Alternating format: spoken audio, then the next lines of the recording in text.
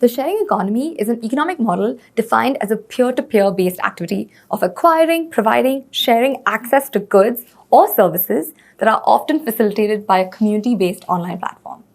There are several benefits of being part of the shared economy. You don't have to pay a full upfront cost of owning the assets. You don't have to borrow money or use cash to, make that purchase right away. You have access to a higher standard of equipment, which otherwise might be a little too expensive for you to have access upfront. Next up, you can have a higher budget, but you can pay it over shorter periods of time, which means you can pay for the asset over a fixed but longer period of time. If you use an operating lease or a contract hire, you might not even have to ever worry about maintenance. And if you need to upgrade or replace your equipment, you can simply make a small adjustments to your regular payment plan rather than invest a high upfront lump sum to get an asset. All right, let's look at headphones.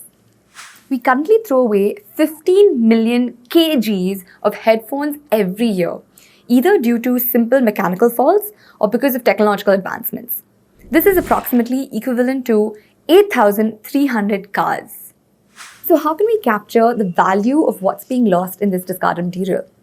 Gerrard Street has designed beautiful, high sound quality headphones that are modular in design and can be disassembled super easily. That also facilitates for easy repair, refurbishments, or even upgrades. What makes this especially circular? Well, the headphones are offered on a subscription-based model, allowing customers to upgrade and repair for free, as well as incentivizing Gerrard Street to provide the most durable product that will also deliver revenue. However, as a manufacturer or a small business owner who deeply thinks about circularity, this could also be difficult for us, who produce something at such a high value, but get paid for it over time, years, through small rental fees. Some challenges associated with equipment-based rental models are maintaining the quality of a product over time. The owner of a durable good holds it over an extended period of time, factoring future use into the usage and care of the asset. Someone who rents the same good for a shorter period is unlikely to treat it with the same level of care as their owner. Peer-to-peer rental therefore affects the expected lifetime of an asset, as well as any transaction costs incurred during resale. Additionally, it's important that the business delivers excellent customer service consistently to ensure that all the products and services can be used for a longer period of time. And finally, they also have to deal with a lower customer adoption rate. In certain markets and economies, customers are still accustomed to that idea of a one-time payment, thinking it's more of a bargain. This poses a substantial challenge to the companies and marketers. So this all boils down to financing for circular, small environmentally conscious businesses in the rental space or otherwise. This ecosystem is largely underdeveloped in India, but it also is a really good opportunity for banks to meaningfully engage with the end users more regularly. By challenging the regular modes of doing business and funding, we can seize the challenge we are facing and take advantage of a circular approach to this problem right from the start. As we've been transitioning to decarbonizing our economies, we've also been seeing an increased use of renewable energy, with an increased number of businesses and consumers opting for the renewable energy route to energize their homes and also their offices. We can look at such models to help us transition from a linear to a circular model.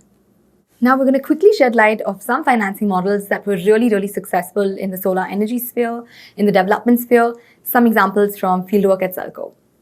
In the absence of an institutional financial partner like a bank, community partners can play a very critical role in helping facilitate finance through innovative financing mechanisms, especially for tribal communities or rural communities. These families are primarily from underserved communities, which don't have access to electricity for 4 or 8 or even 20 hours. Most are small farmers who can barely make ends meet. Sometimes yield is also really sparse. They migrate into cities to look for daily wage employment to sustain their families. Their main source of lighting is kerosene lamps. Through 3 field visits by Selco staff over a period of 6 months, it was determined that a standalone solar home lighting system was the solution that was a feasible option to meet their basic needs of energy lighting and mobile charging. Thus, a revolving fund was set up to extend financing to the households at a very affordable cost with very low interest rates for a loan period that was up to 18 months.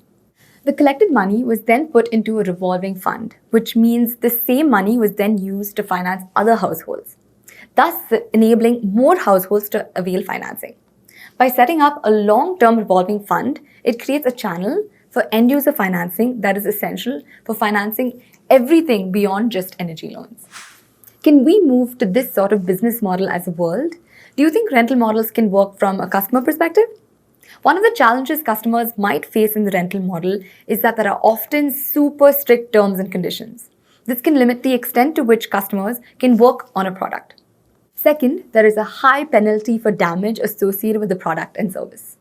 With that said, through subscription, both businesses and consumers are entering into a phase where access to near limitless resources is the new reality, and when they can be paid for as and when needed. Of course, from a company's perspective that sells subscription, they are loving it because customers are bringing more predictability into their revenue streams. Some common examples of this, of course, are Netflix and Spotify, which offer small but regular payments that are more consumer friendly.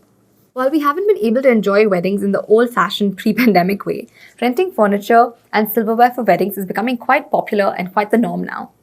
Adams, a furniture rental company located in Bangalore, offers consumers with the option to lease products of their choice without any long-term commitments, while also providing a really good, greater flexibility to keep up with the ever-changing trends of requirements, furniture, and equipment.